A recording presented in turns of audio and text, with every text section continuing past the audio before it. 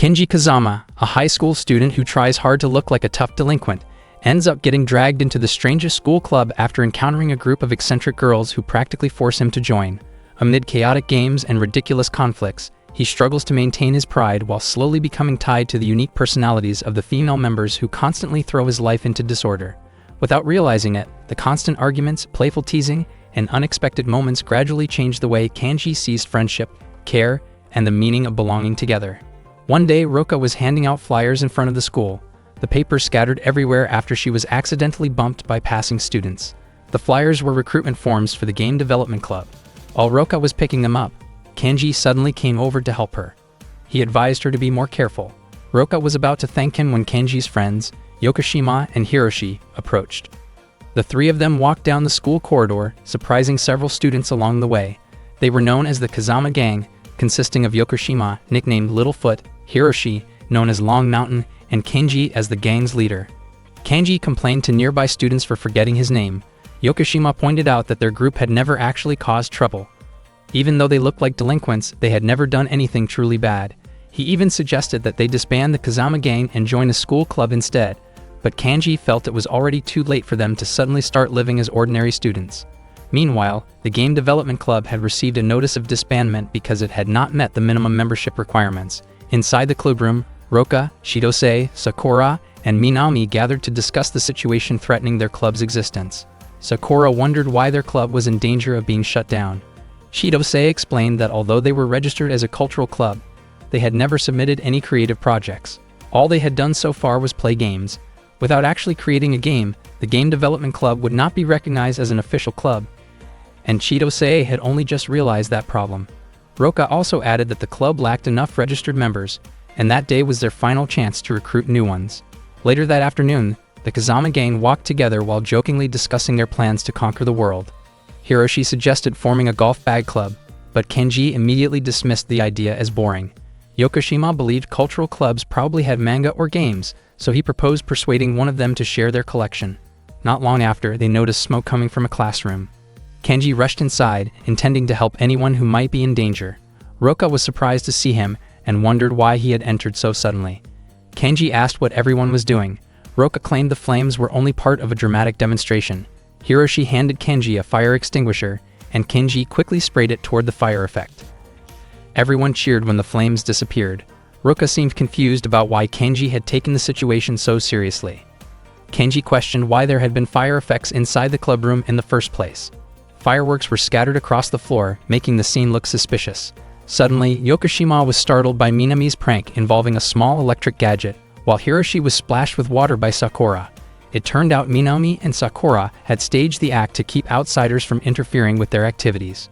Roka then attempted to make Kenji forget what he had seen by continuing the club's imaginative roleplay involving elemental powers. Kenji grew increasingly confused by the conversation.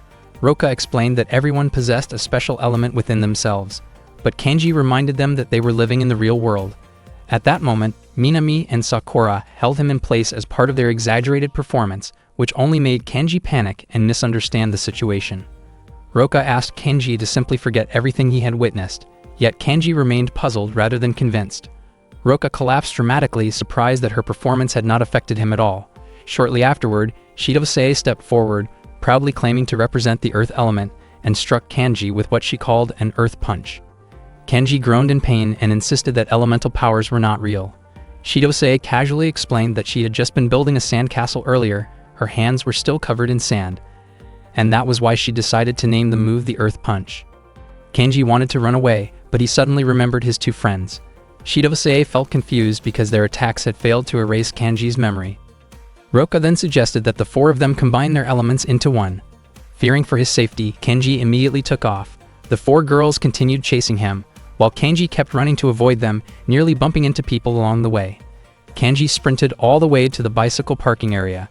He could not understand the game development club at all, and to him, none of its members seemed remotely normal.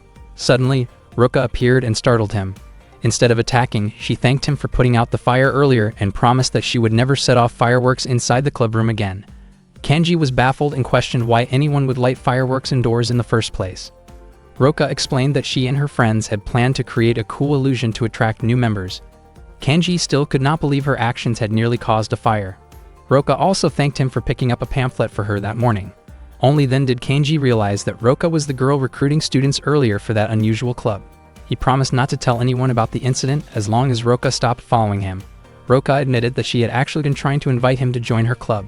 She introduced herself as the president of the game development club and said she wanted to recruit him, but Kenji firmly stated that he had absolutely no interest in a gaming club. Roka corrected him, emphasizing that hers was not a gaming club, but a game development club. Roka then placed her hands on Kenji's shoulders. Kenji quickly said that her fire element Moe attack would not work on him. Roka calmly explained that the fire element was only a distraction, and that her true element was darkness. Moments later, Kenji's vision went completely black, and he could no longer see anything around him. At the same time, Hiroshi and Yokoshima regained consciousness and began searching for Kenji. Meanwhile, Kenji found himself tied up with his head completely covered. He had been taken by the game development club. Roka presented him with two choices: obey her and join the club, or face a barrage of elemental attacks. Feeling pressured, Kenji reluctantly agreed to join the game development club. After Kenji announced his decision, the members introduced themselves properly. Roka was the club president, Shirose was a second-year student, and Sakura was a first-year student. Kenji immediately shouted, asking them to untie him. Shirose nudged his leg to get his attention and asked whether he had been listening to what they said, teasing him when he accidentally moved closer while struggling to free himself. Kenji continued struggling, demanding that they remove the covering from his head. Roka finally removed the hood and untied him. Kenji could not understand why they had gone that far. According to Roka, if he had not been restrained, he would never have listened to her explanation. Kenji thought her methods were terrifying. He also questioned why they relied on such strange elemental gimmicks. Shirose then asked Kenji to write his name on the club registration form.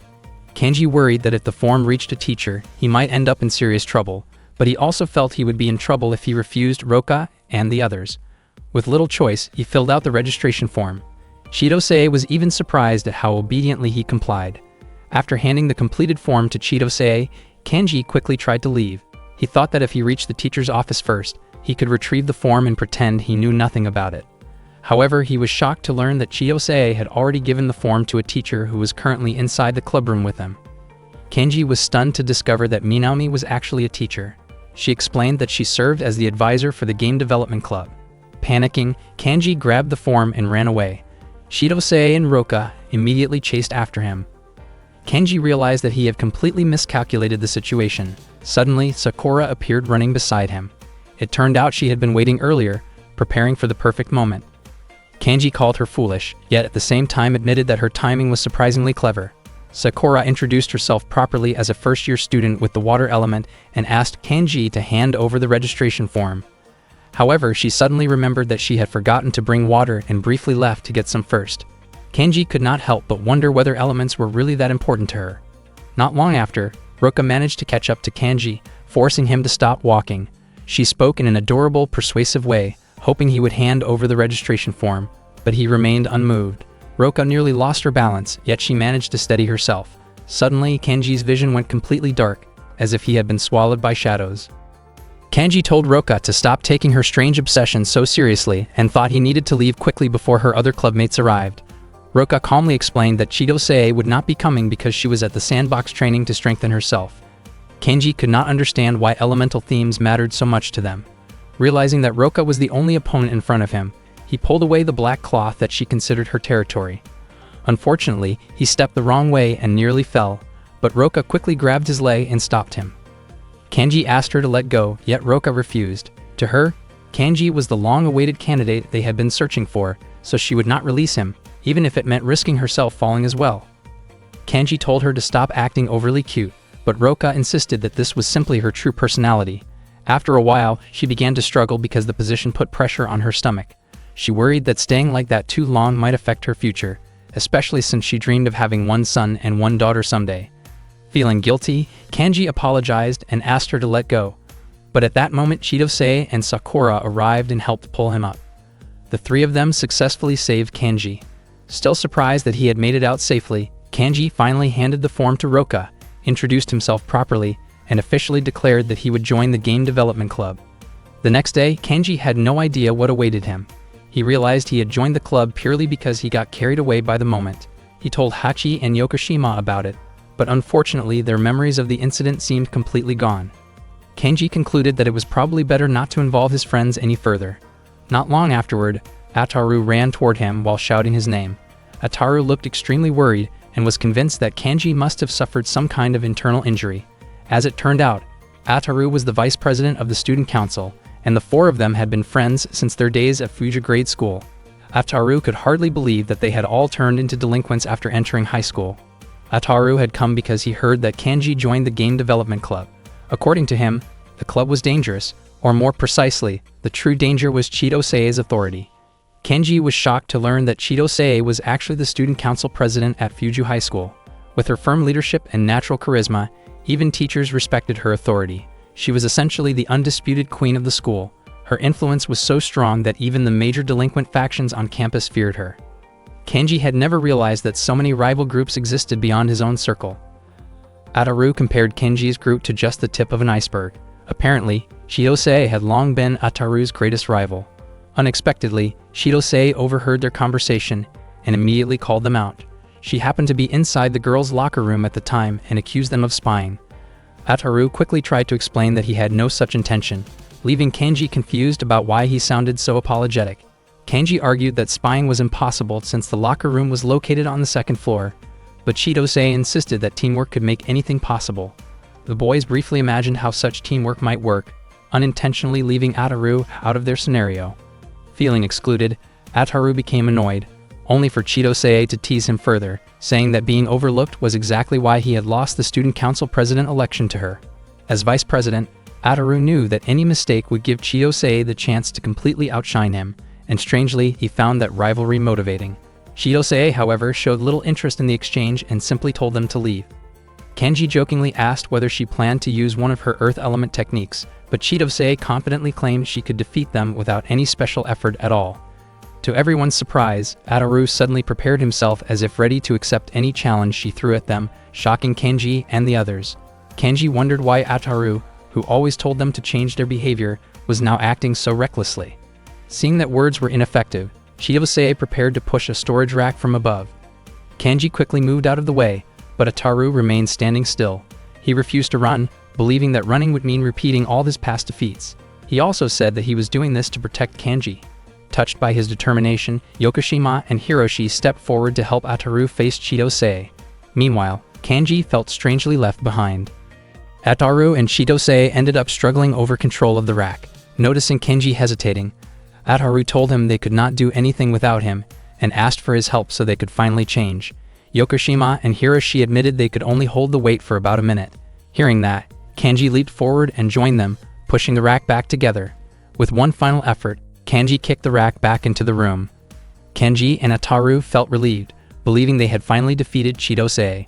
She acknowledged Kenji's ability, but in the end she still considered herself the winner, since their actions caused both Kenji and Ataru to be labeled as suspicious loiterers near the girls' locker room. As a result, the two of them were suspended from school. That afternoon, just before dismissal, Roka approached Kenji and informed him about the upcoming Game Development Club meeting schedule. Instead of responding enthusiastically, Kenji questioned why he even needed to attend. Roka then asked whether he truly had no interest in joining the club. Kenji felt bad refusing her, especially since he had already submitted his registration form. In the end, whether he liked it or not, Kenji accepted that he now had to take part in the Game Development Club's activities. Ataru and Kenji were being questioned by the vice principal in the student guidance office. Both of them tried to convince the vice principal that everything had been a misunderstanding. They insisted that it had only been a fight and that they would never do anything inappropriate. However, they could not deny the fact that they had entered the girls' changing room. At that moment, Roka peeked through the door and labeled them as shameless. Startled, Ataru and Kenji shouted at the same time. Suddenly, Kenji woke up and realized the entire situation had only been a dream. The suspension, however, was very real. Both he and Ataru were still officially suspended from high school. On the same day, a student named Takao visited Minami in the teacher's office to discuss the planned disbandment of the Game Development Club. Minami explained that the club would not be dissolved because it had successfully gained a new member. Meanwhile, the members of the Game Development Club gathered in their clubroom with Minami, feeling relieved that the club had been saved. Sakura mentioned that it was all thanks to Roka, who had managed to persuade Kenji to join. Sakura even forgot Kanji's name at one point, and Chitose jokingly referred to him using a teasing nickname related to his earlier misunderstanding. Roka then asked how long Kanji's suspension would last. Chitose guessed it would continue until next week, but Minami clarified that Kanji would be allowed to return as soon as the following day. Later that day, Kanji sat alone in a park, reflecting on his suspension after the incident involving the girls' changing room. He absent-mindedly petted a nearby cat, but the animal suddenly ran away in fear. When Kanji turned around, he saw 4 figures wearing cloaks standing behind him. Surprised, he asked who they were. The cloaked figures seemed unsure of how to respond at first, but soon they began chasing him. Kanji prepared himself to confront them, yet instead of attacking, the 4 figures joined hands and began circling him repeatedly. Their leader even became dizzy from spinning so much. Kanji grew confused, unable to understand what they were trying to accomplish. Feeling as if he was being mocked, he warned them to reveal their identities. 3 of them finally removed their disguises. They were Takao, Sakuragoka, and Tsutsumi. They explained that they were members of the original game development club, while Roka's group was actually a fake version of the club. Kanji was shocked by this revelation and began to understand why Roka and her friends had seemed somewhat suspicious to him. Tsutsumi urged Takao to quickly explain what Kanji needed to do. Takao then asked Kanji to immediately withdraw from the fake game development club. If he left, the club would lose enough members to be automatically disbanded. Kanji finally realized why Roka had been so determined to recruit him. He questioned Takao's request, and she explained that the fake club had been on the verge of dissolution until this sudden involvement complicated everything. Although Kanji had never truly intended to join the club, he wondered why he should follow Takao's demands. Kanji tried to walk away, but the group repeatedly blocked his path, which only irritated him further. Takao grew nervous, worried that Kanji might react aggressively, yet she admitted that she believed he would never hurt a girl. Kanji then looked at Sakuragoka and asked whether Sakuragoka was actually a girl. Sakuragoka confirmed that she was female, while Tsutsumi anxiously watched the situation unfold. Sakuragoka appeared to be a beautiful girl, though her appearance often caused confusion among others. Sensing Kanji's doubt, Sakuragoka removed her cloak to prove her identity. By coincidence, she was wearing the girl's school uniform at the time. Tsutsumi was shocked, since Sakuragoka had previously refused her suggestion to wear that uniform. She felt annoyed that Sakuragoka revealed that side of herself to Kanji instead of to her. After seeing the proof, Kanji finally accepted that Sakuragoka was a girl, and Sakuragoka immediately relaxed in relief. Kanji felt confused. He had not done anything yet, but the 3 of them already looked completely worn out. He wanted to leave as soon as possible, only to realize there was still one more person he had to face. The cloaked figure standing before him was tall and broad, and Kanji was certain the person beneath the cloak was a man. Tsutsumi worried about her friend, explaining that the tall figure was named Yamada. Even though Yamada looked intimidating, he was actually shy and soft-spoken. Yamada removed the cloak and claimed to be a woman, but Kanji reacted impulsively and struck him. Takao was shocked that Kanji had hurt a member of her club, and she felt responsible for standing up for her friends. Kanji suggested that Takao should simply drop the idea of fighting, and Tsutsumi surprisingly agreed with him. Takao admitted that she might lose in terms of strength, technique, and speed, but she believed she could still defeat Kanji through intelligence. Takao then considered using official authority to settle the matter, wondering whether people would believe her version of events or Kanji's honesty. Sakuragoka was convinced that between a supposed troublemaker and a competent club president, people would naturally trust Takao. Tsutsumi joked that if Kanji were more interested in chests instead of feet, Takao might even try to charm him. Takao did not understand what her friends were talking about, while Kanji was baffled by the rumor that he had a foot obsession. Apparently, they had heard it from Minami. Kanji could hardly believe that a teacher like Minami had described him that way. Blushing, Tsutsumi teasingly asked whether Kanji also liked thighs and ankles, continuing her playful remarks in a way that embarrassed him. Annoyed, Kanji firmly stated that he simply liked girls with confidence and presence. Tsutsumi continued teasing him, asking whether he planned to get too close to Takao. Takao immediately told Kanji to keep his distance. Not long after that, a police car arrived.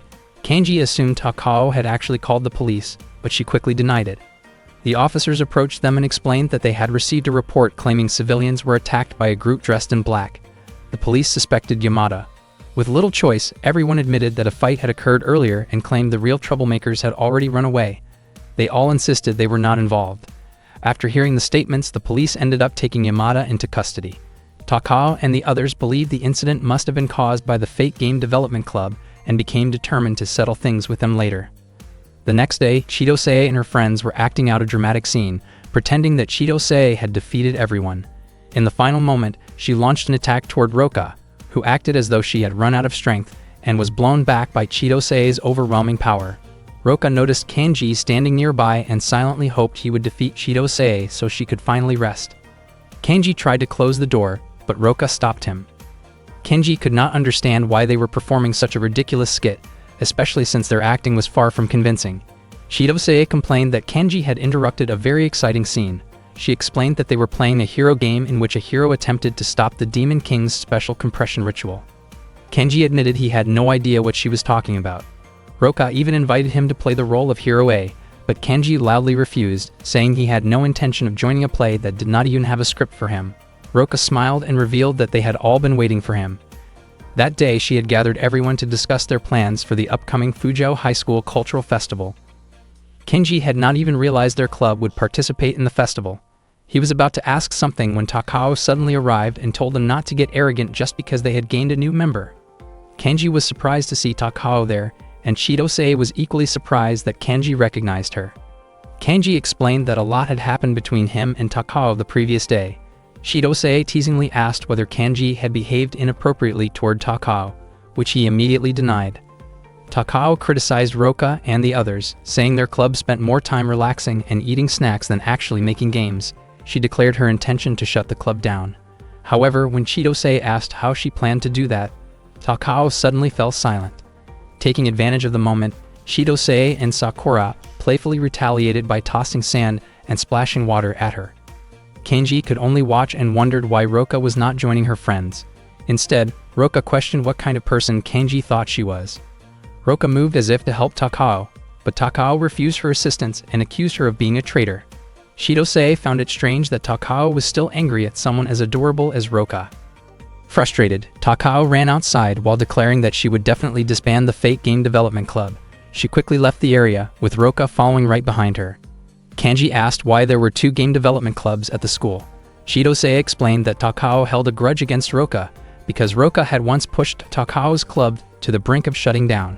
Back when Roka was still a first-year student, she stood out as unusual, and people tended to avoid what they did not understand. As a result, many students kept their distance from her. Kanji initially assumed that Roka might have eventually snapped under the pressure and revealed a darker side of herself. However, the truth was different. It was actually Chidose who lost her temper toward the other members. Because of that incident, the club continued to shrink, and Roka chose to leave, feeling responsible for what had happened. Afterward, Sakura invited Roka to start a new game development club together with Chidose. Chidose had been Roka's childhood friend and closest companion, and she had her own way of helping Roka recover. That was why Chidose insisted that Kanji bring Roka back before things could turn worse. Kanji could not understand why he had to be the one to do it. Chidose even asked Sakura to pressure Kanji into agreeing if he refused. In the end, Kanji reluctantly went to find Roka. Sakura then realized that the situation had actually been Chidose's fault all along, yet she still wondered why Takao remained angry at Roka. Chidose nearly interrupted Takasaki before he could say anything further. Meanwhile, Kanji arrived just in time to see Roka and Takao arguing while pushing each other aside in frustration. He noticed that Roka was holding a towel.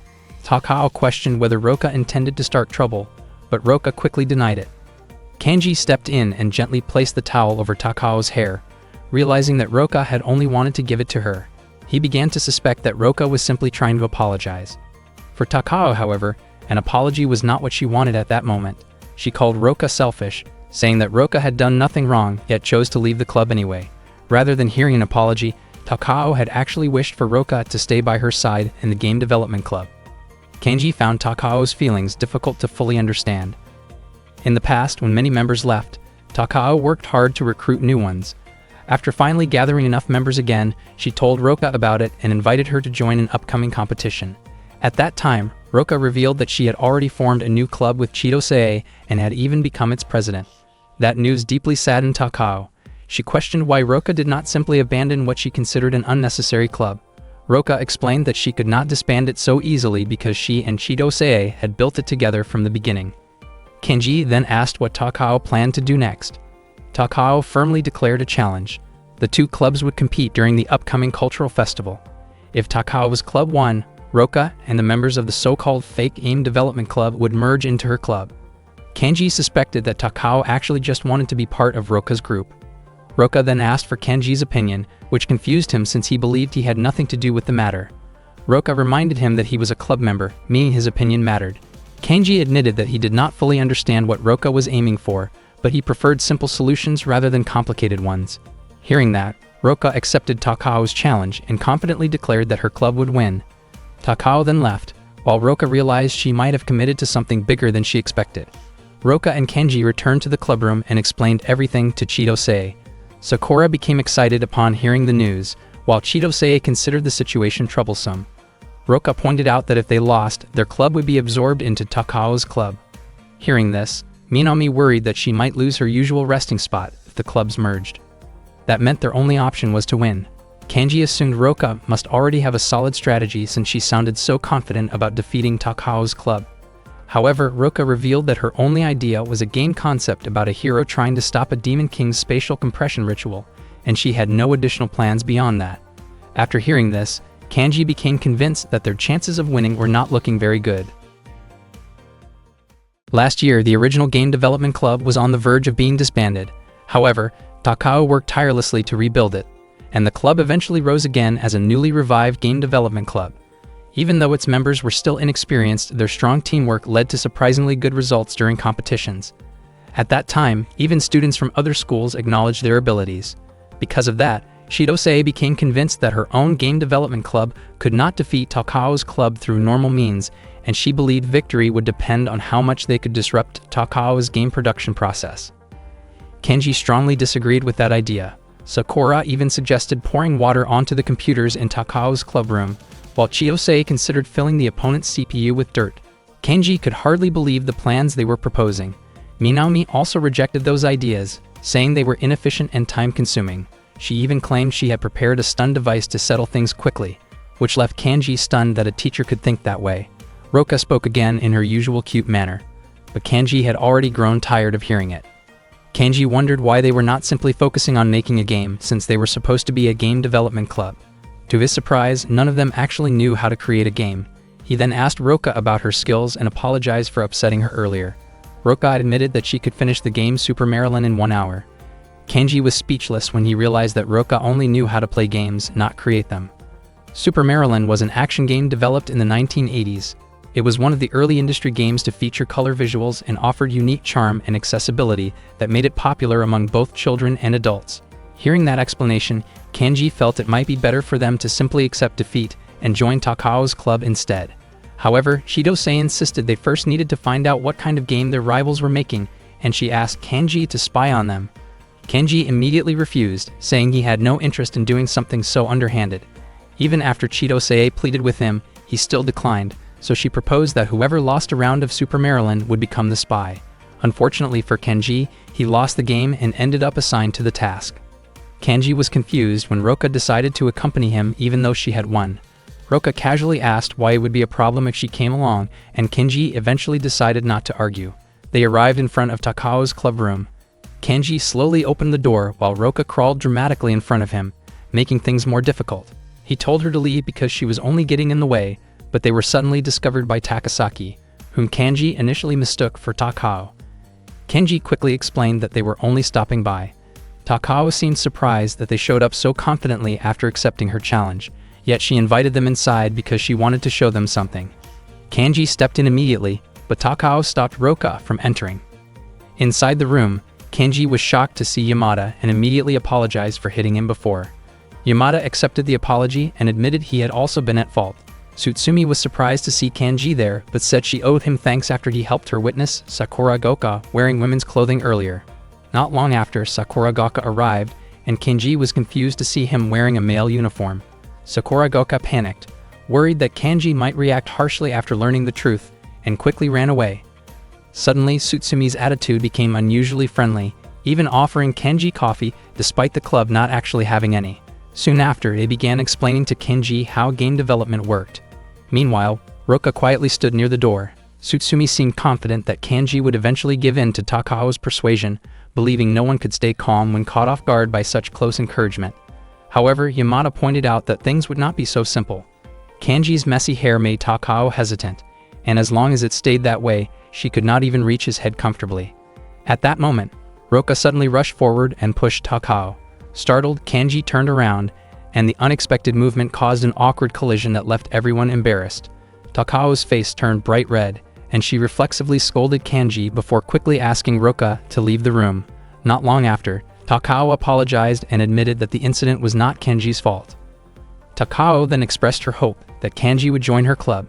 In her opinion, competing felt pointless when the outcome already seemed obvious. She also believed that if Kanji joined her team, Roka and the others would stop dragging him into strange situations. Although Takao's reasoning made sense, Kanji remembered Chidosei's words about wanting to help her friends in her own way, especially since she and Roka had worked hard to establish their club together. Kanji ultimately decided that settling things through a fair duel would be more interesting. Takao looked irritated and declared that her club would attract far more visitors than Roka's club. After leaving Takao's clubroom, Kanji realized he had acted far cooler than he actually felt, even though he still had no idea what he was going to do next. Outside, he noticed Roka sitting alone in deep thought. He approached her and invited her to return with him, reminding her that their duel was waiting. When Kanji arrived at the clubroom, he saw Chidosei and the others completely absorbed in playing a game. Roka explained that she had created the game together with Chidosei and had given it a dramatic science fiction title. The story took place during an era of space exploration, when humans interacted with aliens and interplanetary trade had become common. However, there was one type of publication that humans were not allowed to obtain because it carried an extremely high age restriction according to alien standards. Even so, humans remained curious about it. This situation led to the emergence of a secret delivery service that smuggled the restricted items across space, ignoring intergalactic customs and traditions. In the game, players took on the role of couriers tasked with delivering prohibited goods to their destinations while avoiding obstacles. The concept combined a science fiction setting with comedic parody elements. Roka confidently believed that her revolutionary idea would attract players from all over the world. Kanji, however, found it hard to believe that such a grand concept came from what was essentially just a board game. Despite that, Roka remained extremely proud of her creation. From Kanji's perspective, the game's story felt inappropriate for a school festival. Chidosei then asked whether Kanji and Roka had succeeded in causing trouble for Takao's club. Kanji was surprised to learn that this had been Chidosei's intention all along. According to her, their club would never win through honest competition alone, so she had considered using her authority if necessary. Kanji firmly opposed the idea. At that moment, Sakuragaoka rushed into the clubroom, slightly out of breath after changing into a girl's uniform, so Kanji would not grow suspicious of her identity. A few days later, the cultural festival at Fuju High School finally began. A middle-aged man who was an alumnus of the school arrived with his young son, casually describing the event as nothing more than an ordinary festival. Not long afterward, they both sensed an overwhelming energy in the air, causing the boy to question whether the festival was truly ordinary. The powerful atmosphere turned out to come from two game development clubs preparing to compete against each other during the event. The alumnus became convinced that something memorable would happen that year. The two game design clubs faced one another. Although Takao had originally expected Roka's club to sabotage her team's project, she felt relieved that they chose to compete honestly instead. In truth, Chidosei had once planned to interfere with Takao's work, but her friend stopped her before she could act, which surprised Takao greatly. That decision was also the reason Kanji chose to support the opposing side. Tsutsumi explained that whichever team attracted the most visitors would be declared the winner. If Takao's club won, Roka and her friends would have to join Takao's team. When asked what reward Chidosei wanted if her club won, Chidosei impulsively proposed an embarrassing but harmless penalty for Takao, leaving Tsutsumi astonished at how serious their wager had become. Takao herself was confused that such terms had been decided without consulting her. With everything settled, the duel officially began. Kanji believed the situation would only make things more troublesome for Takao, while Takao viewed Kanji as behaving in a shamelessly provocative way. During the festival, visitors lined up to try the games presented by the clubs. Many attendees were curious about Takao's demonstration style, which had gained unexpected attention beforehand. However, it turned out that Takao was not actually in charge of demonstrating the game that day. Soon after, Kanji stopped by to see her. Takao suspected that he had come to interfere, but Kanji was simply there to look around. Not long afterward, Tsutsumi approached Kanji wearing a maid outfit as part of the club's promotional effort, though Kanji felt the costume did not quite suit her. Surprisingly, Sakuragaoka also appeared in a maid uniform, and Kenji complimented her appearance, unaware that Tsutsumi had insisted she wear it. Tsutsumi was willing to try anything to attract more visitors, and even Yamada ended up wearing a maid costume. Takao then invited Kenji to look at the results of her club's hard work. The visitors seemed to genuinely enjoy the game they had created, and Kenji openly acknowledged its quality. Takao interpreted Kenji's reaction as an admission of defeat and believed he was finally willing to help make the club more enjoyable. Kenji admitted that Takao and her teammates had done an impressive job, but he encouraged her to also visit Roka's club and see what they had accomplished. Takao grew irritated by what she saw as Kenji's overly confident attitude. Unexpectedly, Roka's club built an enormous play castle, and a huge number of students lined up to try it.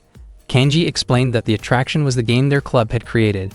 They had turned an analog game into a large play castle experience, even though it used handmade props instead of digital technology. Takao argued that it should not be called a game, but Kenji stubbornly insisted it was one. Even if it was not made on a computer, the creators had stayed awake for days just to finish the decorations. As Roka often said, anything fun could be called a game. That was exactly why they built the play castle. Takao refused to believe such a massive structure could have been completed by one person alone. It turned out they had used Chidosei's authority to persuade members of the student council and several other students to help.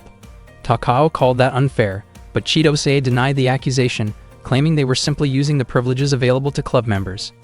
At one point, Chidosei accidentally stepped on Ataru's face during the commotion, and Ataru calmly accepted the situation without complaint.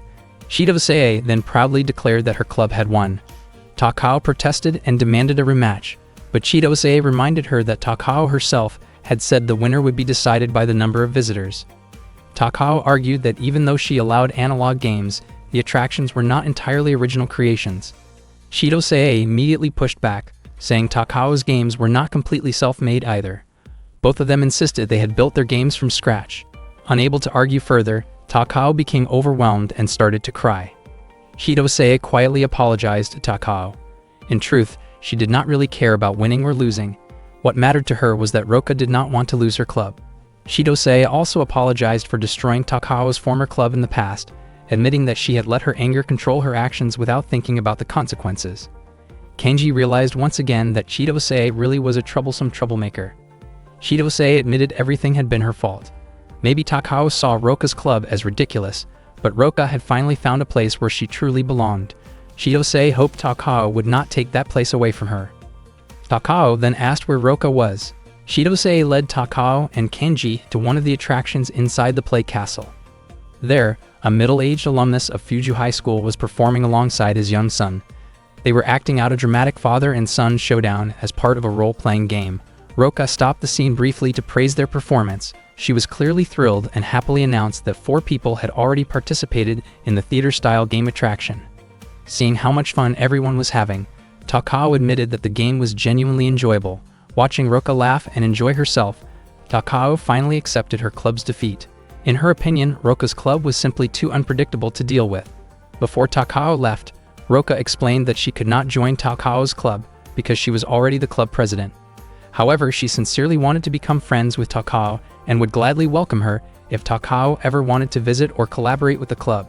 Hearing that, Takao lightly tapped Roka on the head and smiled at her. After the festival ended, Sakura handed Kenji a bottle of water. She admitted she had not expected him to be such a kind person, considering his delinquent reputation. When the campfire event was about to begin, Kenji chose to sit alone on the rooftop instead. Roka came to find him and asked why he was not joining the campfire dance. Kenji said he was not particularly interested in the dancing, but he had truly enjoyed the festival itself. Roka thanked him for joining her club. Kenji assumed she was feeling emotional and teased her by asking her to remove her toy glasses so he could see her expression clearly. The next day at school, Tsutsumi told Takao that they ultimately failed to disband the so-called fake game development club. Takao replied that Roka seemed to be trying her best, so it was fine to let things continue for now. She even thought she might accept it someday if Roka decided to officially change the club's name. Not long after, Chidosei and Roka suddenly appeared in front of them, with Sakura standing just behind. Roka apologized for causing trouble earlier, but Chidosei immediately reminded Takao about the agreed punishment. Takao was confused since Chidosei had already apologized, but Chidosei insisted that rules were still rules and the consequence had to be carried out. Chidosei eagerly prepared to carry out the playful penalty, which made Takao panic. Frightened, Takao shouted as loudly as she could, begging them to cancel the punishment altogether. One day at school, Takao noticed the victory board displayed in front of Roka's clubroom. She felt tempted to mess with it and tried jumping up to reach it. Unexpectedly, Kanji opened the door at that exact moment, startling her. Reflexively, Takao lashed out with her signature claw technique, leaving Kanji in pain. The move was described as a secret technique passed down within the Takao family, supposedly converting momentum into a powerful single strike. According to the exaggerated explanation surrounding it, only members of her family with a certain natural physique could master the technique. The idea sounded ridiculous, and Takao immediately scolded Chiyose for saying something so absurd. At that time, Roka was leading a discussion to decide the club's official name. She asked everyone to write their suggestions on the sheets of paper she had prepared. Chiyose proposed the name Saturn. Kanji found the suggestion puzzling and wondered whether she was trying to connect it to something from a video game. Chiyose even questioned aloud whether the name itself had any gaming relevance. Kanji then realized that Chiyose simply had a strange fascination with random themes. Takao rejected the name without hesitation. Next, Sakura suggested the name Dolphin. Kanji commented that it matched Sakura's water-themed personality, though he did not understand why that specific name was chosen. Surprisingly, Takao actually liked the suggestion. Soon after, Minami proposed Electric Station Game Designers Club, but Takao rejected that idea as well. Roka then relied on Kanji to come up with a name. Kanji suggested Second Game Development Club, which everyone initially considered too ordinary. Kanji felt disappointed because he had genuinely thought the name would fit, yet Takao unexpectedly agreed with him. Roka also admitted that the name sounded good. Suddenly, Minami announced that their club name had already been officially decided. Kanji wondered why Minami was so invested in the matter. She explained that she simply wanted to grow closer to everyone. Minami revealed that once the club gained recognition, its official title had been registered as the Temporary Game Development Club. Hearing this, Takao laughed and teased the awkward name, which irritated Chiyose.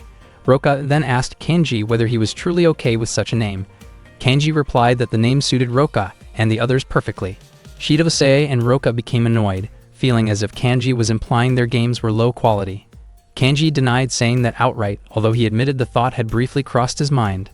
Not long after, Takao apologized for laughing at both Roka and Kanji before leaving the room. Kanji felt that Takao had not meant any harm, so it should not be a big issue. Roka, however, looked irritated and stared sharply at him before poking him in annoyance. Later that afternoon, Kanji walked home from school with Yokoshima and Hiroshi.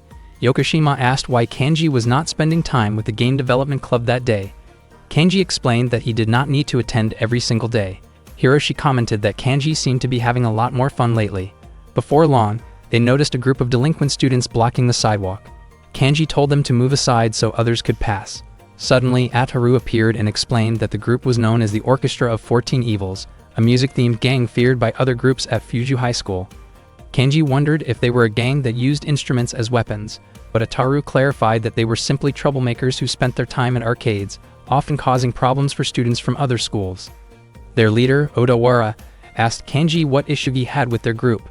Mayokaku recognized Kanji and mocked him as part of a countryside gang. Kanji replied that the Orchestra of 14 Evils clearly knew nothing about his group. Tension quickly escalated, and a fight broke out. Meanwhile, back at the clubroom, Roka was enthusiastically explaining a chaotic space adventure game concept filled with over-the-top collectible items, designed for 4 players. She and the others invited Takao to try the game, but Takao refused, confused about why she had been tied to a chair in the first place. Shortly afterward, Ataru arrived with urgent news that Kanji had been beaten up and captured by the Orchestra of 14 Evils. Chiyose asked whether Ataru had run away on his own. He admitted that he had intentionally left to inform them because he had no intention of getting involved in a street fight himself. Takao insisted that they needed to rescue Kanji immediately, but Roka argued that intervening might hurt Kanji's pride as a delinquent. Frustrated, Takao pushed Roka and told her to stop pretending nothing was wrong, reminding her that she was the club president and should handle situations like this responsibly. Chiyose added that Kanji was a guy who should be able to deal with his own problems. Takao then asked what Roka planned to do next, only for Roka to suddenly say she needed to go to the restroom because the earlier collision had made her uncomfortable.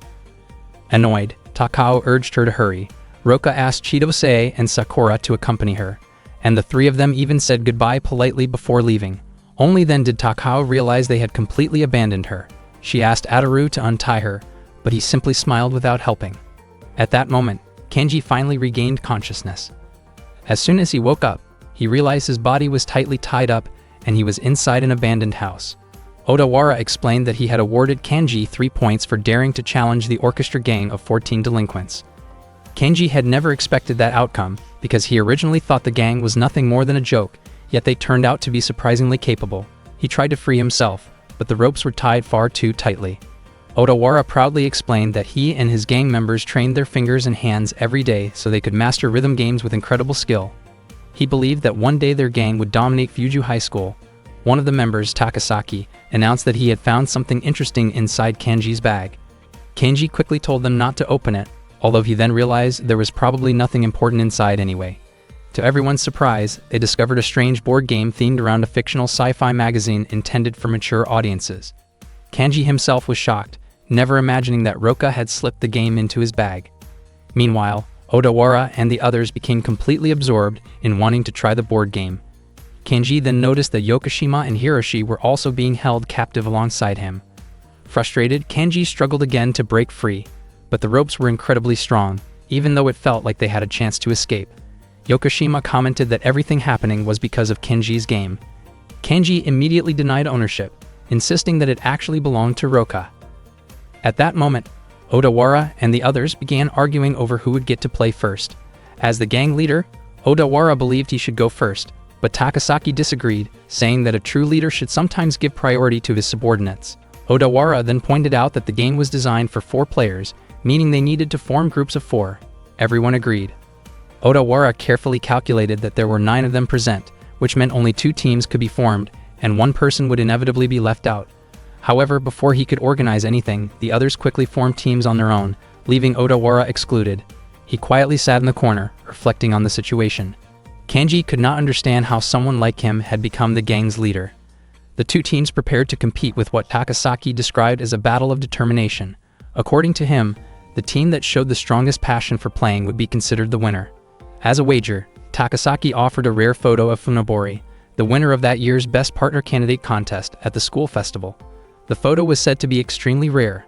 Matsubiza admitted that Takasaki's determination seemed strong, but he refused to lose. If Takasaki was wagering the legendary Funabori, then Matsubiza would counter with a rare photo of Takao falling onto a gym mat. Kanji was surprised to learn just how famous Takao apparently was. The others immediately accepted the wager, treating the photo like a priceless treasure. Yokoshima then asked what Kanji was thinking about. Kanji simply assumed that Roka would probably be delighted if she saw everyone fighting over her game. Meanwhile, Odawara realized that if things continued this way, he would remain stuck in the corner until everyone else finished playing. He suddenly decided to join Kanji's group instead, surprising everyone. Kanji told him that he really should not rely on his help. Odawara clarified that he was not asking for help, but he did want Kanji to join in and have fun together. Kanji found it strange that a gang leader like Odawara was not stopping the pointless argument.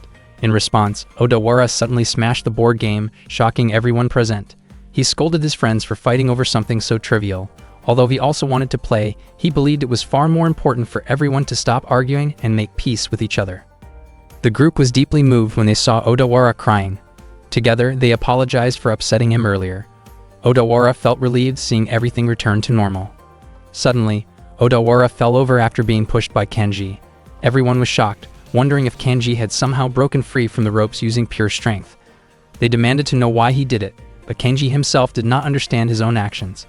The gang then rushed toward him and scolded him loudly. Kanji felt as if he had briefly lost control of himself. Out of nowhere, Shidosei's voice was heard suggesting that Kanji should be buried as punishment. Sakura's voice followed, proposing that he should be tossed into the swimming pool, while Roka's voice added another exaggerated suggestion about covering his head with a sack. Moments later, everyone was startled by the sudden arrival of Roka and her friends.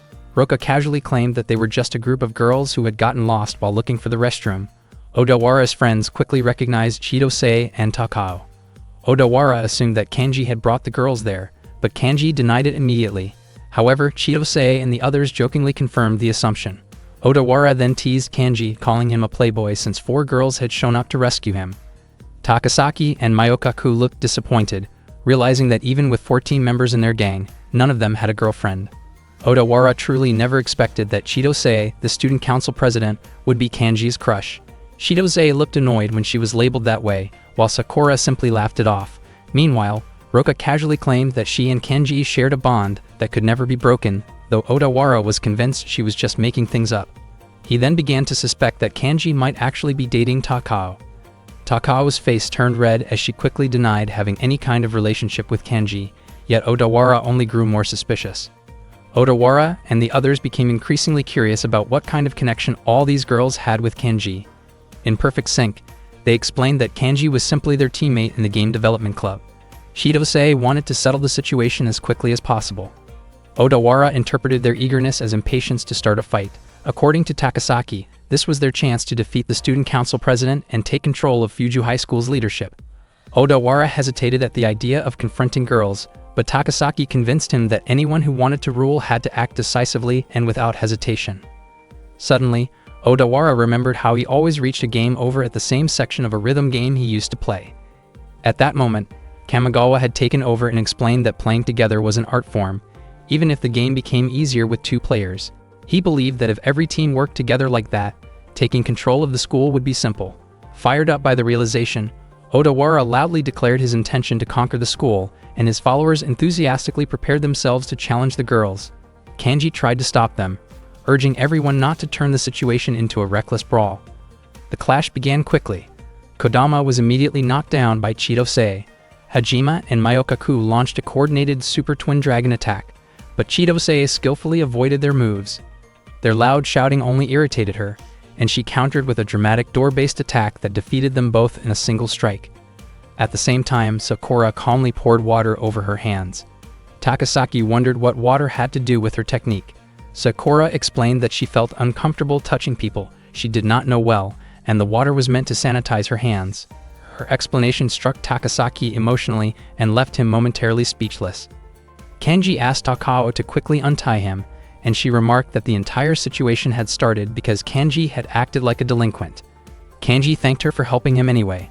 At that moment, Roka stared sharply at Kenji. Matsuhisa and the others targeted Roka, assuming she was the weakest member. However, in an instant, Roka covered their heads with sacks and defeated them effortlessly. She then approached Odawara, who immediately became frightened. Kenji stepped in to stop her, declaring that the fight was already over. It became clear that Roka tended to lose herself when she entered serious mode. Odawara suddenly realized that Roka was likely the person who had once stopped the conflict between Chidose and the former student council president. He finally understood that she was rumored to be the school's secret boss, a mysterious and overwhelmingly powerful figure. Kenji also came to a realization. Roka was actually the strongest person at school and the very individual he had been searching for all along. Roka, however, insisted that she did not care about titles like secret boss and asked Kenji not to dwell on it. Seeing an opening while Roka seemed distracted, Odawara thought he could defeat her and attempted to strike. Kenji immediately stepped in to protect her and struck Odawara instead for daring to attack his club president. Roka thanked Kenji, and he responded that it was the least he could do since he owed her. After everything settled down, Roka invited Kenji and the others to play her game. Kenji was surprised to discover that there was already a 3rd volume, only to learn that Roka had been developing it every single day. Roka wondered why Kenji seemed so irritated by that fact. Meanwhile, Yokoshima and Hiroshi were still nearby, and Yokoshima silently hoped that Kenji would stay strong, since his real challenges were only just beginning. Joe appeared as a character inside the board game created by Roka's club. In the game's story, Joe worked as a hunter searching for adult magazines in outer space. During one mission, he was attacked by a melon monster, but fortunately Mr. Kids arrived and helped him. Joe had never expected help from Mr. Kids, since he considered him a rival. However, Mr. Kids simply did not want his rival to be defeated there. Joe promised that one day he would repay the favor, yet Mr. Kids instead asked Joe to hand over all the adult magazines he had just collected. Joe happily agreed. Roka then gave 5,000 points to Chidose. At that moment, Chidose was playing as Mr. Kids and held adult magazines worth 48,000 points. She explained that the game allowed players to steal cards from one another. Roka added that doing so prevented players from sending enemies back to the starting position, but it was still the fastest way to gain more cards. The 3 of them continued playing while explaining the rules to Kenji, though he still did not understand anything. Chidose grew annoyed and stepped on Kenji's foot in frustration. Earlier, Kenji had wanted to repay them for saving him from the orchestra of 14 evils, yet when they only asked him to join their space-themed battle board game, his attitude toward them turned unpleasant. Kanji complained that the game felt excessive, which upset Chidose because she was the one who designed it. Takao wondered why Roka's club room was so noisy and asked everyone to calm down. Kanji was surprised to see her there. Takao explained that her own club did not have a meeting that day, so she decided to supervise Roka's club to make sure it behaved like a proper school club. Chidose confidently assumed that Takao probably did not have many friends since her club consisted only of underclassmen. Roka concluded that Takao actually wanted to play with them, though Takao immediately denied any interest. Suddenly, Roka asked Kanji to persuade Takao to join their game. Kanji was confused about why he had to be the one to do it. Then Kanji realized something. The Space Battle board game was originally designed for only 4 players. If Takao joined, there would be one extra person, putting Kanji in a situation similar to what Odawara once experienced. Kanji asked Takao to take his place in the game and consider it as helping someone in trouble. Takao replied that she had already helped Kanji when he was captured by the Orchestra of 14 Evils. Kanji insisted that this was different and said that if she helped him again, he would truly owe her and would even agree to do anything she asked. Surprisingly, Takao accepted, though she warned that her request later would be demanding. Roka celebrated Kanji's success and said they could now play together as 5 players. Kanji was shocked and pointed out that the game was supposed to be limited to 4 people. Roka casually explained that she was always updating and developing the game. When Kanji looked toward Takao, she stated that she had no intention of canceling their agreement. Kanji felt frustrated and declared that he would see things through properly as a man of his word. Chidose found that statement strange since Kanji had been the one pushing so hard earlier. Roka told everyone to quickly choose their characters. Only 2 characters remained, Gandhi the monk and Prevender, a comedic troublemaker character. Chidose was surprised that their new characters were not popular, especially since alien characters were quite rare. Roka then added the character Joe into the selection pool, and the 3 of them decided to play rock, paper, scissors to determine who would get which character. Chidose wondered why Roka did not simply keep Joe, since she was closely associated with that character, but Roka said she was just happy to play her own game together with others. Chidose and Sakura felt touched by Roka's kindness. Kanji, meanwhile, questioned why they did not just assign the characters directly instead of competing for them. The game of rock, paper, scissors began. Roka lost the first round but declared they would play best out of 3. She claimed she had already gone easy on them and asked everyone to follow her instructions. Kanji and Takao were both determined not to lose to Roka. Takao won the second round and felt confident she could secure Gandhi. She briefly wondered whether she might end up with Joe instead, but Roka clearly had no intention of losing to Kanji. Kanji believed he would win the next round, especially since Roka had consistently chosen rock before. Unexpectedly, during the following round, Roka raised her thumb instead. Kanji was confused about what that gesture meant. Roka explained that it signaled a timeout, a rule officially listed by the Game Development Club, allowing her to pause the game for 2 minutes. Kanji asked what they were supposed to do during a timeout. Chidose explained that a timeout at a moment like that could be terrifying because, within 2 minutes, Roka could easily weaken her opponent's confidence and determination. Takao began to feel that the situation had drifted far away from a simple game of rock, paper, scissors. Roka immediately launched her level 1 intimidation attack, known as the Intimidating Goose. Without hesitation, she jabbed at Kanji's face with her hand, then repeatedly poked Takao's chest in an attempt to shake her confidence, even though it clearly did nothing to change Takao's composure. About 2 minutes later, they returned to playing rock, paper, scissors. Unexpectedly, both Kanji and Takao called for a timeout. Roka became convinced that whatever came next would put her at a disadvantage against the 2 of them. Instead of continuing the game, Takao used the break to ask several personal questions, while Kanji took the opportunity to remind Takao about a favor she supposedly owed him. The conversation quickly turned into another argument, forcing Roka to step in and calm them down. Kanji suggested that the problem might be resolved if Roka simply gave up. Roka was shocked to realize that her authority as club president seemed to carry very little weight. Takao even clarified that Roka was only the game leader of the temporary game development club. Determined to end things, Roka decided she would finish the game in the next round. They started another round of rock, paper, scissors, and Roka suddenly raised her thumb and pinky finger together. Kanji had no idea what the gesture meant. Roka explained that the signal meant the game was postponed until the next meeting. Since it was already getting dark, she also announced that the club activities would end for the day. She quickly grabbed her bag and headed out of the clubroom.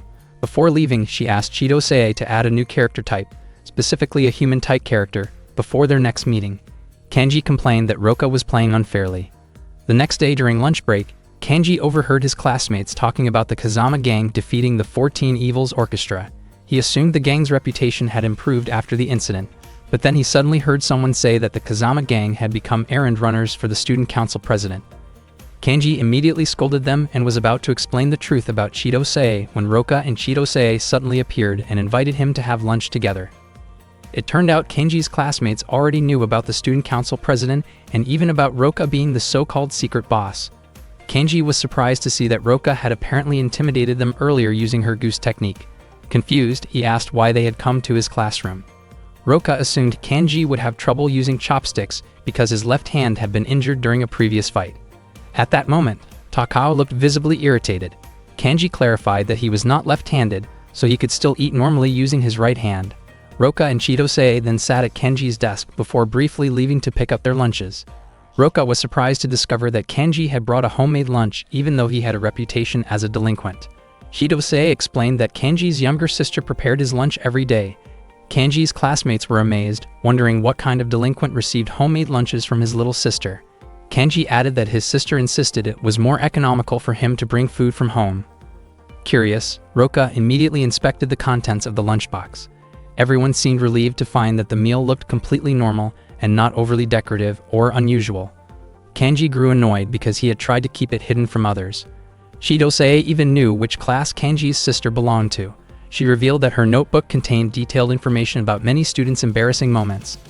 The notebook originally belonged to Ataru, and now everything that had belonged to him was under Chidose's possession. Meanwhile, Roka and the others casually began eating Kanji's lunch. Kanji's friends jokingly asked if they could borrow his sister as well, which only made the situation more awkward. Roka offered to share her own lunch with Kanji, but he refused and told her to head back soon because the bell would ring any moment. Chidose found it strange that someone with Kanji's delinquent image was so diligent about attending class. Kanji explained that the next lesson was classical Japanese taught by Mr. Sean, a teacher he deeply respected and considered his personal savior. Chidose was puzzled because that information was not written in her notes. Kanji explained that everyone in the Kazama gang already knew about the incident from the past, and if they were willing to listen, he would tell the story. Roka and the others immediately became interested, prompting Kanji to begin his story, unaware that Takao was quietly listening from behind the classroom door. The story began when Ataru and his friends pressured Kanji into going up to the rooftop of a supermarket to watch a performance. Not long after they got there, the building suddenly caught fire. Kanji blamed Ataru and insisted that he take responsibility, since he had been the one who invited everyone to climb up in the first place. Yokoshima suggested that they climb down from the terrace, but the drop was far too high. Ataru claimed that he had seen a girl climb down from there earlier and walk away unharmed. Kanji was convinced that whoever that was could not possibly have been a normal human, and probably was not even a woman. Yokoshima believed that his soft body might cushion the fall if he jumped, but Kanji immediately rejected that idea as unrealistic. Hiroshi felt confident that his tall build would allow him to climb down safely, though Kanji doubted that plan as well. Ataru even mentioned that he had recently been enduring a lot of pain and believed he could handle the jump. Meanwhile, the superhero Raygarger proudly claimed that he could break rocks with his bare hands and leap as high as 20 meters, so he felt certain he would survive the fall without a problem. Just as the situation became more desperate, Sean suddenly appeared to rescue them. He instructed everyone to climb down using a rope. The group felt deeply grateful, but Sean told them that their thanks should go to an amazing woman who had informed him that children were still trapped on the rooftop.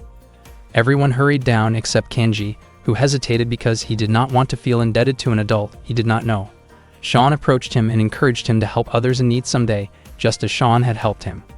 Kanji eventually agreed. Sean expressed his belief that Kanji would grow into a great man one day. That was the story of how Sean saved Kanji and his friends, and by coincidence, Kanji later met Sean again at school. His classmates were deeply moved after hearing the story. Chidose commented that the experience had shaped Kanji's personality, which only made him more irritated. Roka still could not believe that the person inside the Raygarger hero costume turned out to be a middle-aged man. Kanji himself was surprised by everyone's reactions after telling the story, and his frustration grew even more when he realized that Roka and the others had finished eating his lunch. Roka apologized and offered to replace it with her own meal, only to realize that she had already eaten hers earlier as a snack. Chidose then tried to feed Kanji, but the food slipped and fell onto the floor. She picked it up and attempted to offer it to him again, though Kanji refused to eat something he considered unhygienic. Shidose was shocked that Kanji called it disgusting, especially since the lunch had been made by Funabori. She immediately called Funabori over, and Kenji suddenly realized that the girl he had seen in the photo before was actually his classmate. Shidose began reading Funabori's profile from her notebook. Funabori was described as skilled at household tasks, kind, friendly, and caring. She often arrived early to clean the classroom, water the flowers, and replace any that had wilted. Everyone agreed that Funabori was an amazing girl, which made Kenji's earlier reaction seem even worse. The classmates finally understood and began thanking her enthusiastically, cheering her name so loudly that Funabori became confused by the sudden attention. Feeling pressured, Kanji ate the fallen food and admitted that it tasted good. Shidose then pointed out that it was already lunchtime, meaning many students had been walking across the classroom floor since morning. The others casually admitted that they had also stepped around the area where the food had fallen, which only made Kanji more upset. Soon, the bell rang. Shidose, Roka, and Ataru quickly returned to their respective classes, leaving Kanji sitting quietly, disappointed that he still had not properly eaten lunch. A moment later, Funabori came back and brought him some extra food. However, several classmates immediately wanted some as well. Around that time, Sean entered Kanji's classroom. But after noticing Kanji, he returned to the teacher's office to retrieve his worksheets and asked the students to study independently for 5 minutes. Shinozaki and Ohori suspected that Sean had done this intentionally so Kanji could finally finish his lunch peacefully. Later that afternoon in the school hallway, Takao gave Kanji a yakisoba bread, believing he must still be hungry after missing lunch. Kanji initially tried to refuse, but eventually accepted it. Sean then appeared again and apologized for interrupting them. He encouraged the students to enjoy their youth while they could. Kanji and Takao felt deeply impressed and inspired by him. That day, Kanji's class had just finished the lesson taught by Sean. After class ended, Kanji planned to skip the rest of the day, but before he could leave, Roka suddenly approached him. Kanji tried to run away, yet Roka quickly caught up to him. She hid behind Kanji and explained that her enemy was coming. Kanji was surprised to learn that there was actually someone at school whom Roka feared. Roka positioned herself behind Kanji, using him as a shield. Kanji could not understand why she chose to hide behind him, especially since he had no idea what kind of person her enemy was. Roka described this person as someone she was deeply afraid of, someone who could catch up to her instantly no matter how fast she ran. Moments later, Roka suddenly disappeared, leaving Kanji even more curious about who the supposed enemy might be. Not long after, a boy named Hachi walked through the school corridor. Students greeted him warmly with smiles as he passed by. Kanji wondered if this was truly the person Roka had been talking about. As Hachi walked past Kanji, he mentioned that he could sense Roka's presence nearby. Hachi then approached Kanji and asked Roka to come out of hiding. Unfortunately for him, by the time he got close, Roka had already run away again. Hachi explained to Kanji that chasing Roka was his responsibility. Suddenly, Roka came rushing back and bumped into them, insisting that Kanji should be the one chasing her instead. Hachi tried to persuade Roka to come with him, but she insisted that she wanted the freedom to do whatever she liked. Hachi laughed at her innocent attitude, finding it charming. He attempted to catch her, while Roka tried her best to avoid him. At that moment, Funabori suddenly appeared and startled Kanji. She had approached them after accidentally overhearing their conversation. Kanji asked whether she knew Hachi, and Funabori explained that Hachi was something of a celebrity at their school. He was the successor of the Shoe Group, a large company involved in many industries. His personality, appearance, and family background made him extremely popular among the girls. Hachi had been absent from school for a while because he was gaining work experience at his father's company, and according to Funabori, he was completely captivated by Roka. Kanji wondered if someone like Hachi was Funabori's type, but she quickly denied it. She then added that Hachi was also temporarily a member of the game development club. Kanji was shocked to learn that Hachi belonged to the same club as him. Hachi introduced himself to Kanji and asked how long Kanji had known Roka. Kanji explained that he had only known her for about 2 months, while Hachi had known her since their first year of high school. Hachi then recalled the story of how he first met Roka. After the school entrance ceremony, Hachi had been walking around carrying gifts he received from several girls. At that time, he noticed Roka holding a handmade bag. Seeing her cheerful expression, he approached her and admired the bag, assuming it was meant for sports clothes. He was impressed that she had made it herself. However, Roka explained that she did not actually plan to use it. Hearing that, Hachi asked if he could have the bag and use it as a lunch bag, believing that handmade items would make their creators happy when someone appreciated and used them. Roka became annoyed and immediately pulled the bag over Kenji's head instead. Ever since that moment, Hachi had become completely fascinated with her. Kenji realized that Hachi's personality was somewhat similar to Ataru's. Surprisingly, Hachi still carried that same bag with him, even though its shape was now completely worn out. Haki declared that he would not lose to Kenji when it came to winning Roka's attention. Roka mentioned that she had done the same thing to Kenji before, which shocked Haki and led him to excitedly conclude that the three of them were involved in a love triangle. Kenji could hardly understand how the situation had turned into something like that, while Hachi seemed overly thrilled by the idea. Meanwhile, Roka clearly tried to keep her distance from him. Kenji separated the two of them, causing Roka to nearly lose her balance. Hachi quickly moved to catch her, but Roka accidentally stepped on him instead, causing her to bump lightly into the wall. Kenji apologized, realizing he might have pushed her a bit too hard. Annoyed, Roka once again pulled the bag over Kenji's head, marking the second time she had treated him that way. Unexpectedly, Hachi became extremely eager to wear the bag himself.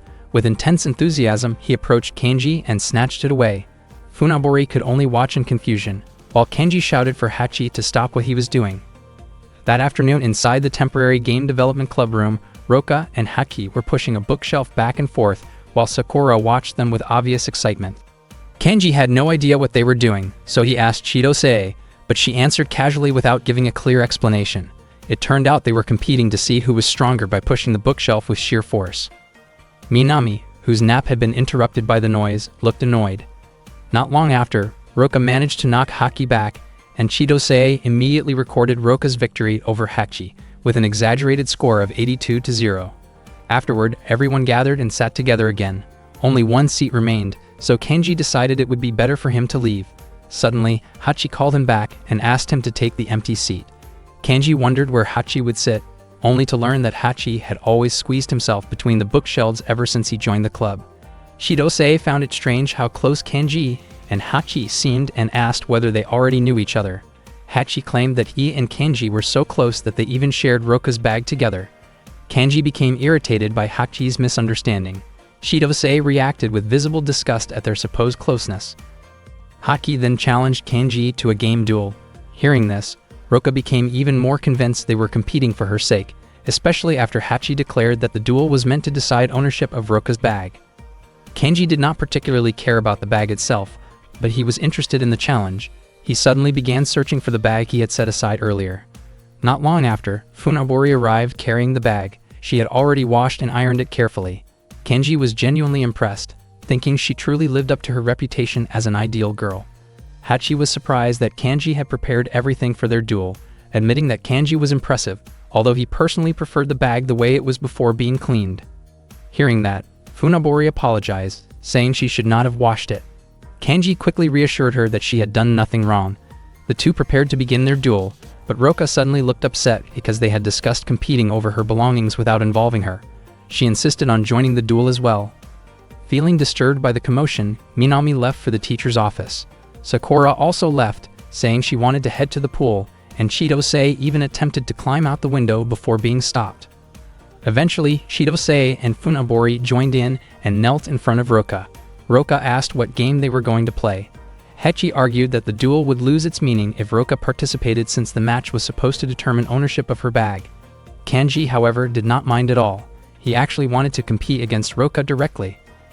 Everyone knew Roka was considered the strongest person at school, and since Kenji would never settle things through physical confrontation with a girl, a game duel felt like the perfect way to challenge her.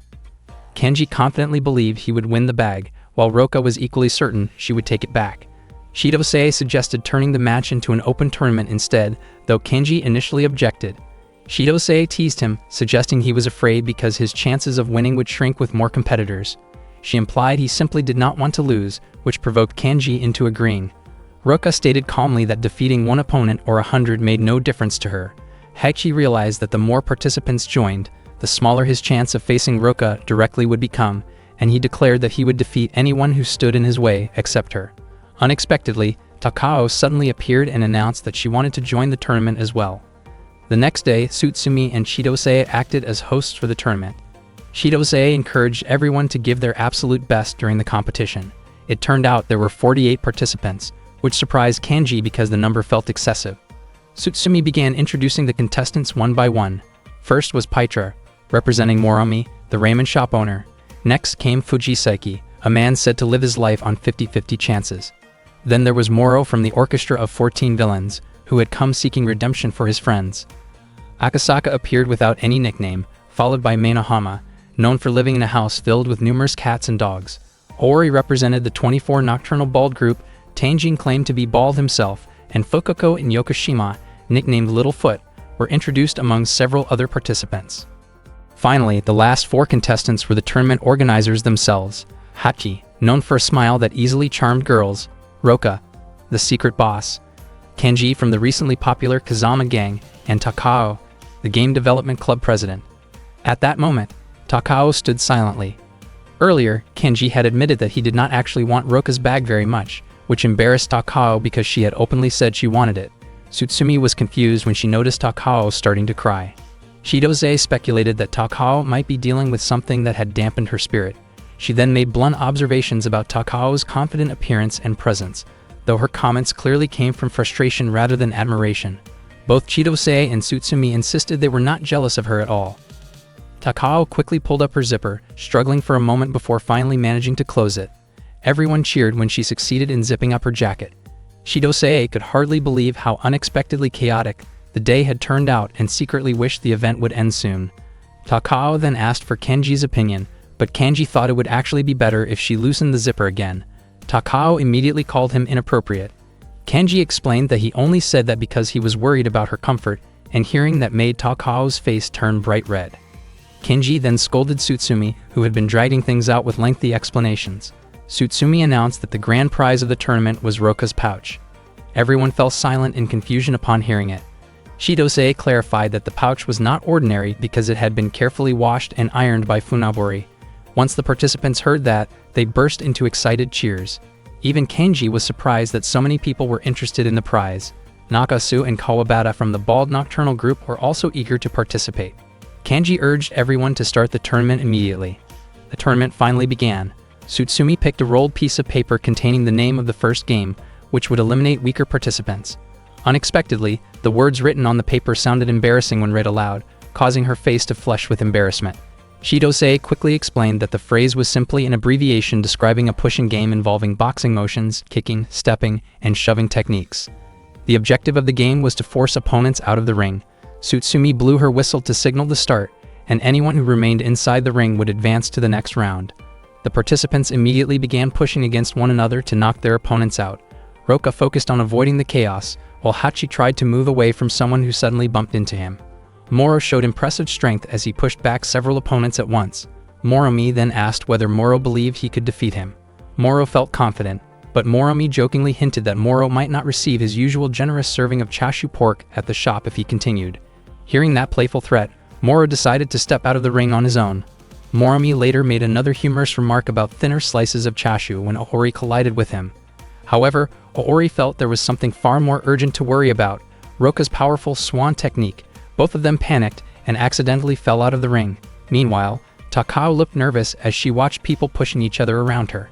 Fujiseki declared that he would push Takao because his compass supposedly guided him to do so. He began moving toward her enthusiastically, describing his actions in an overly dramatic way that annoyed both Tsutsumi and Chidose. Fortunately, Kanji reacted quickly and kicked Fujiseki out of the ring, then warned Takao that she should step out if she truly did not want to compete. Suddenly, Takao pushed Kenji instead, admitting that she did not want him to win the tournament. Kanji was confused by her statement. At that exact moment, the zipper pull on Takao's jacket snapped off and flew forward, accidentally hitting Kanji in the eye and causing him to fall. The crowd erupted in cheers at the unexpected turn of events, jokingly describing it as a perfectly timed accident. Shidose and Tsutsumi felt both frustrated and amazed, reluctantly admitting that Takao seemed to operate on an entirely different level from everyone else. Takao quickly tried to help Kanji regain his senses. Not long afterward, the whistle blew, signaling the end of the first round. All participants who were still inside the ring earned the right to move on to the next stage. Takao herself was shocked to realize that she had successfully remained in the ring. The tournament games were still ongoing, and the remaining participants felt confident that each of them would ultimately win. At that moment, Kanji finally regained consciousness after fainting. When he opened his eyes, he saw Hachi standing in front of him, firmly holding his hand. Hachi looked genuinely relieved and showed clear concern for him. Kanji was startled and asked Hachi to let go, but Hachi's grip remained surprisingly strong. Funabori felt relieved to see that Kanji had woken up. She immediately asked whether he still felt anything unusual in his body. Kanji noticed her appearance looked rather unusual, and Funabori explained that she had been assigned to the first aid team. Tsutsumi had given her the outfit while she was treating him, and Sakuragoka had been wearing the same uniform as well. Kanji wondered why Funabori was the one taking care of him. Funabori then explained what had happened earlier. Takao's zipper had accidentally come loose and struck Kanji on the forehead, causing him to collapse. Hearing this made Kanji finally remember the incident, and he declared that he would never forgive Takao. However, Funabori clarified that Takao had not meant to hurt him and had felt extremely sorry about the accident. In fact, Takao had also helped take care of him afterward. Kanji found that surprising because he had always thought Takao was clumsy. Funabori admitted that she had applied most of the bandages because Takao struggled to do it properly, although Takao had insisted on finishing the treatment herself. From Kenji's perspective, Takao had both injured him and been responsible for finishing him off in the match.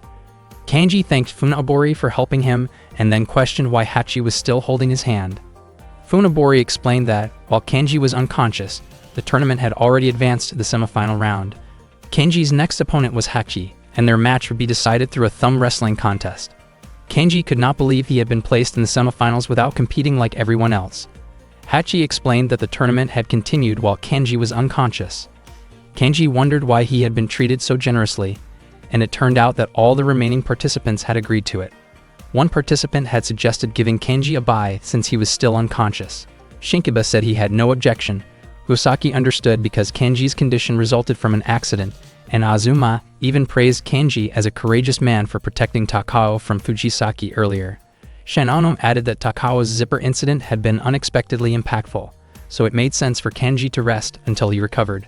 Uemachi raised no complaints at all, while Tanazu and Ayer said it would have been troublesome if Kanji had withdrawn at that point, and they wanted the chance to face him fairly. Takao felt deeply grateful toward everyone who showed understanding toward Kanji. Shiba and Shinagawa also said they had no issue with the decision, although they jokingly remarked that they would not go easy on Kanji once he recovered. Everyone had shown great kindness, but unfortunately none of them made it to the semifinals, leaving their hopes resting on Kanji. Kanji then asked how the other semifinal match was going. At that moment, the semifinal between Roka and Takao was still underway, and both of them looked completely exhausted. They had already collided many times, yet neither of them had fallen. Kanji grew curious about what kind of game they were even playing. It turned out to be musical chairs, although they had completely ignored the chairs and instead turned the match into a test of strength. Funabori explained that Roka and Takao had initially followed the normal musical chairs rules, but over time the competition had transformed into a pure strength duel.